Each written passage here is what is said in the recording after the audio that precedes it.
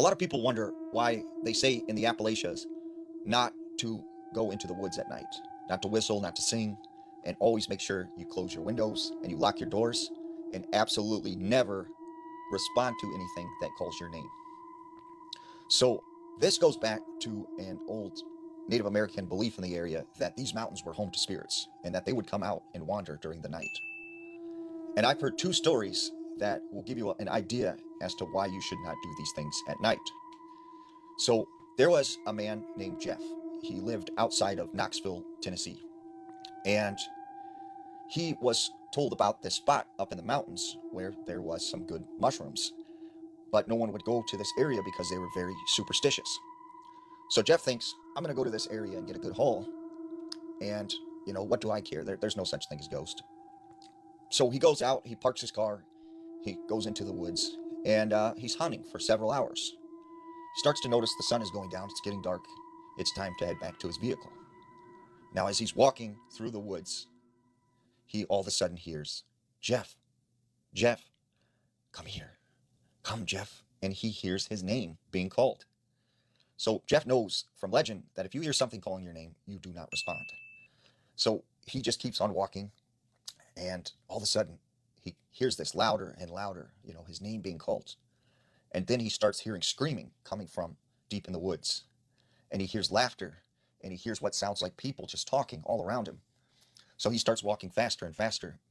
And he knows the way he came in, but for some reason, it feels like the trees are almost moving, and he is going in the wrong direction now.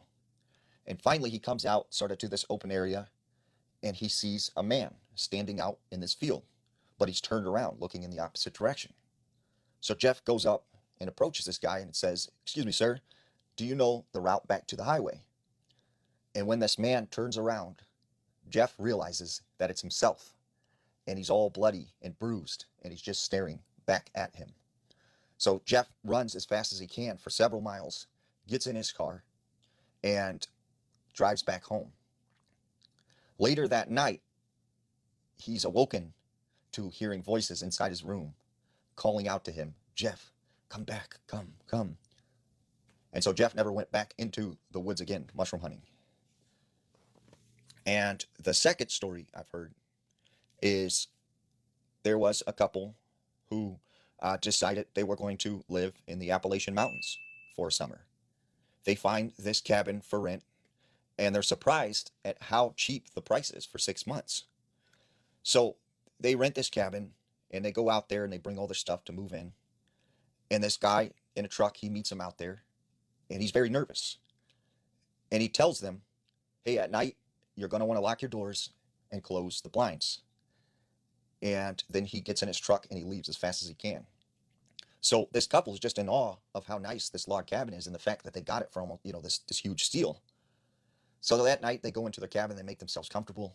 It gets dark. And all of a sudden they hear a thump, thump, thump up on the roof. And it sounds like something or someone is walking across the roof. And then they hear banging on the side of the house, and they hear these large booms and creaks and sounds coming all around them from outside. It sounds almost like their house is being invaded. Eventually, the sound dies down and daylight comes. The next day, same thing happens, and for several weeks this goes on. So finally, the husband is fed up, and he says, you know what, I'm done. We're taking our home back. We're tired of being harassed. So in the middle of the night, when this sounds start happening again, he goes to the window, he opens the curtains, and then he looks out the window, and standing out behind the window is a woman. And she has this pale, long face and white, gray hair going over her shoulders. And he notices she has solid white eyes, and she's just staring at him. And then she points directly at him. And that's when all hell breaks loose. He starts hearing banging on the roof, banging on the sides of the house. The house feels like almost like an earthquake is happening. And then he shuts the blinds. They run into the bathroom, and they hide for the rest of the night. The next day, they decide, we're through with this, and they leave, never to return again.